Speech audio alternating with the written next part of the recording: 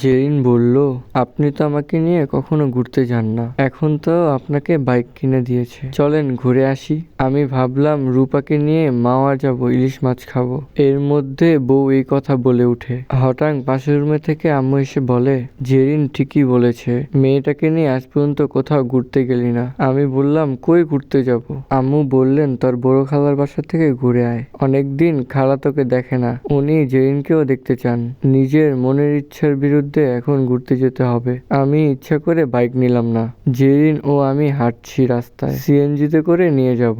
জেরিন বলল, বাইক নিলেন না কেন? আমি বাহানা দিয়ে বললাম, বাইকে এক সমস্যা তো, এই জন্য নেইনি। জেরিন বলল, আর হাঁটতে ভালো লাগছে না, একটা রিক্সা নেন। আমি সিএনজি থামালাম, সিএনজিতে উঠলাম। সিএনজি চলছে, বাহিরে দেখি রিক্সা করে কিছু মেয়েরা যাচ্ছে। আমি তাকিয়ে দেখছি, হঠাৎ তাকিয়ে দেখি জেরিন চোখ বড় বড় করে আমাকে দেখছে। জেরিন বলল, আপনি মেয়েদের দিকে তাকিয়ে আছেন কেন? আমি বললাম, কই না তো, আমি তো বাহিরের প্রকৃতির দৃশ্য দেখছি। জেরিন বলল, আপনি যদি মেয়েদের দিকে তাকান তাহলে আমিও ছেলেদের দিকে তাকাবো। জেরিনের ঠেট পেয়ে গলা শুকিয়ে গেল। আমি বললাম, দেখো, তুমি ছেলেদের দিকে তাকালে আমার সমস্যা নাই, তবে আমার বদনাম হবে। ফ্যামিলির কারোর চোখে পড়লে বিষয়টা খারাপ ভাবে দেখবে, ভাববে আমার বউ খারাপ। তুমি আমার বউ না হতে তাহলে যা ইচ্ছা করতে পারতে। যেহেতু আমার সাথে কমিটমেন্ট, তাই এরকম কিছু করবা না যাতে আমার নাম খারাপ হয়। আমি কানে হেডফোন লাগিয়ে গান ছাড়লাম। গান বাজছে, চোখ পল্টায়, একটু নাক গোচকায়, ভদ্র মেয়ে শহরের তুলনায়। নাম না জানি কাম না জানি জুটলো কপালে। এদিকে রুদ্র এসে বৃষ্টি এসে নামলো সকালে। হঠাৎ দেখি জেরিন আমার হাতের উপর হাত রেখে শক্ত করে আমার হাত চেপে ধরলো। আমি তার অ্যাচিভমেন্ট দেখে ভয় পেয়ে গেলাম। এরকম করলে তো আমি জেরিনের প্রেমে পড়ে যাব। তবে প্রেম তো দুর্বল বানিয়ে দেয়, তাই জয় কখনো দুর্বল হতে চায় না। সিএনজি থেমে গেল, আমি ও জেরিন নামলাম। তারপর দোকান থেকে 2 বাক্স মিষ্টি আর 2 বাক্স বক্স কিনলাম। নিজেকে জামাই মনে হচ্ছে। তারপর একটা সিগারেট কিনে ধরালাম। জেরিন বলল, আপনি আমার সামনে সিগারেট খাবেন? আমি অবাক হয়ে গেলাম ওর প্রশ্ন শুনে, কারণ ঘরে তো সবসময় সিগারেট খাই ওর সামনে, তো ঘরে আর বাহিরে কি সমস্যা বুঝলাম না। আমি বললাম, এটা গোল্ড সুইচ, এটার ধোয়া সেন্টার ফ্রেশের মতো, তাই গন্ধ আসবে না। খালার বাসায় ঢুকলাম জেরিনকে নিয়ে। খাটে আমি আর জেরিন দূরত্ব নিয়ে বসেছি। কিছুক্ষণ পর নাস্তা দিল আমাদের। আমি ভদ্রটা করে খাচ্ছি না, জেরিন দেখি খাচ্ছে।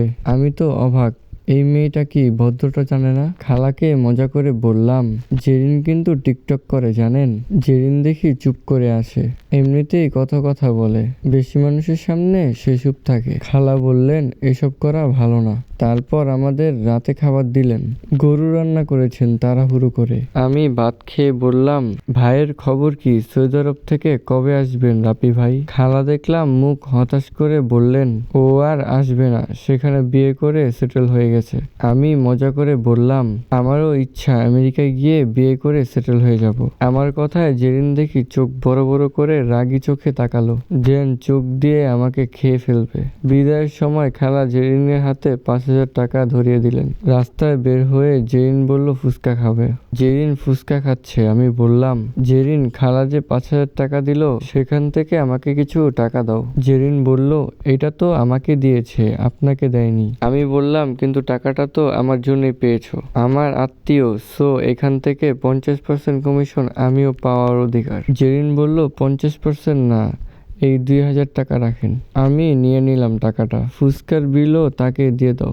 বললাম, গাড়ি ভাড়াটাও তুমি দিবা। এদিকে দেখি রাতে 1টা বাজে। আমি জেরিনের হাত ধরে তাকে রাস্তা পার করে দিলাম। তখনই হঠাৎ পেছন থেকে এক ছেলে ডাক দিল। আমরা থেমে গেলাম। ছেলেরা বলল, এত রাতে তোমরা এখানে? আর এই মেয়ে কে? আমি বললাম, এই মেয়ে আমার ওয়াইফ। ছেলে বলল, এত কম বয়সী মেয়ে তোমার ওয়াইফ? মিথ্যা বলছো আমাকে, ওকে দেখে মনে হয় বয়স 13-14 হবে। আমি দেখলাম জেরিন চুপ করে আছে, আর আমি মনে মনে বললাম, ইরাকে নিয়ে ঘুরছি, কট খাইনি, রূপাকে নিয়ে ঘুরলাম, কট খাইনি, শেষমেশ বউ নিয়ে ঘুরতে এসে কট খেলাম। ছেলেরা বলল, আমাদের সাথে আসুন। আমি কোনো প্রশ্ন করলাম না, এখানে মাথা ঠান্ডা করতে হবে। এর আগেও কিডন্যাপ হয়েছি, তবে তখন ছিলাম একা। এখন জেরিন সাথে আছে, তাই কিছুটা ভয় করছে। নিজের জন্য না, জেরিনের জন্য। ওরা যদি আমার ওয়াইফকে কিছু করে তখন কি হবে? এমনিতেও পত্রিকায় দেখি স্বামীর সামনে ওয়াইফের দলবদ্ধভাবে ধর্ষণ। এই ছেলেটাও কি আমাদের সাথে একই কাজ করবে? আমি কি তাহলে পাপের শাস্তি পেতে চলেছি? আমাকে কি সৃষ্টিকর্তা এখন শাস্তি দিবেন? পিচ্চি বউ পর্ব হচ্ছে 33 নাম্বার। ভয়েসটা কেমন লাগলো সবাই বেশি করে কমেন্ট করে জানাবেন, এমন সাবস্ক্রাইব করবেন, এমন লাইক করবেন, শেয়ার করবেন। ধন্যবাদ সবাইকে।